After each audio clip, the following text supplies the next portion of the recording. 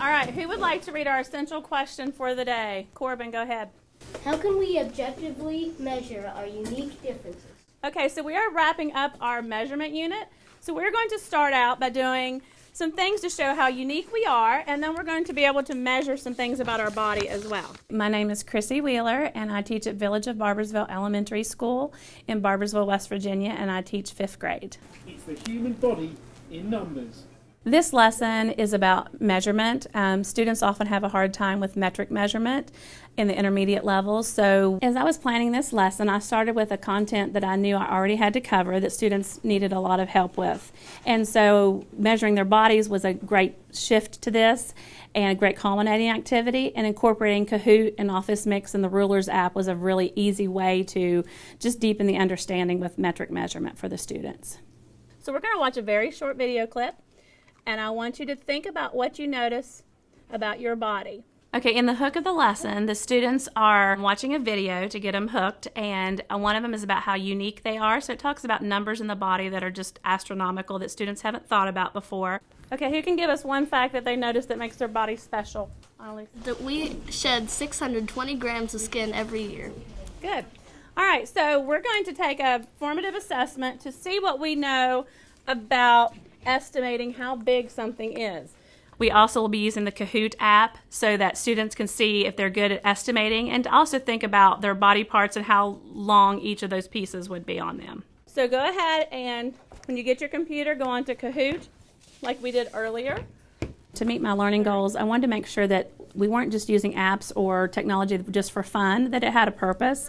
And so I feel like the ones that we chose were very purposeful for what we did. Is the average of length of your face greater or less than 7 inches? I really liked using other tools, especially Kahoot, because that's makes it really competitive, and I'm pretty competitive at a lot of things. Yes!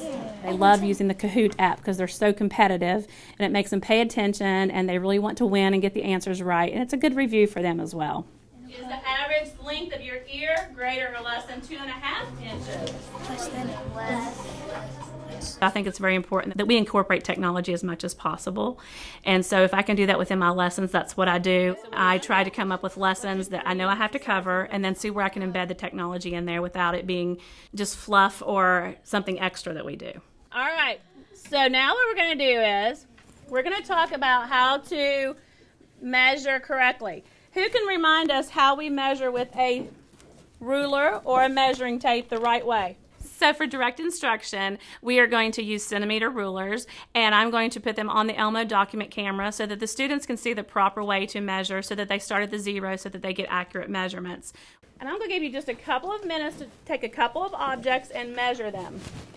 Find 3 things to measure. 3 things.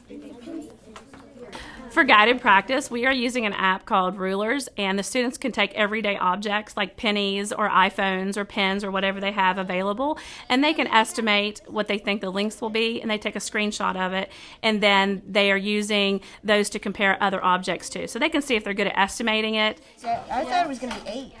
For independent practice, the students are partnering up, and they are going to measure each other's body parts, and then they can compare that to their estimates to see how good they were at estimating.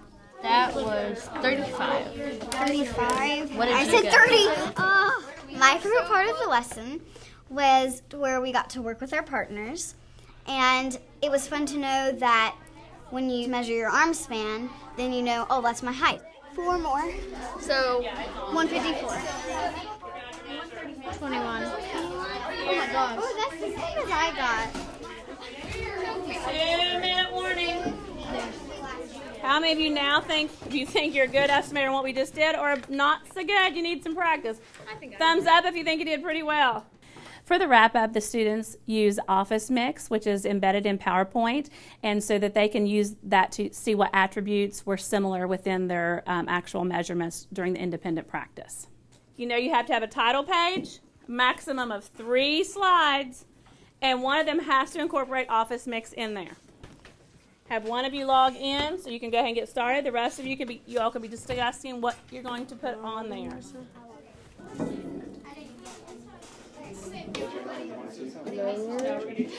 My favorite part of the lesson is probably when we were learning about office mix and we were doing it together in groups. Because this way, like, since there's more than 2 people, if someone wasn't doing their share of work, then it wouldn't just be one person doing all of it. It could be maybe 2 or 3 out of like 4.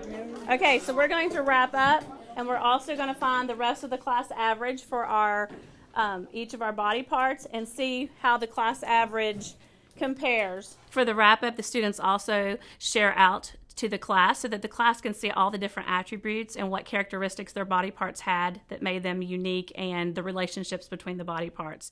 I noticed that my height was the same as my arm span. I noticed that my hand is about the length of my face, and that's kind of weird. We have so many digital learners now, and we have to, as educators, be able to reach them on the level that they are on at that moment. And so we have to be creative and be able to incorporate technology into our lessons. What we guessed and what do you see as a relationship? The tips that I would recommend for teachers would be to start small.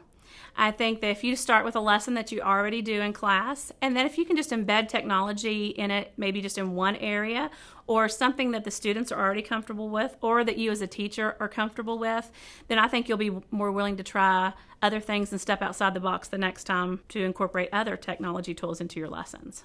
So I want you to shut computers down. If you have started on yours, go ahead and save it.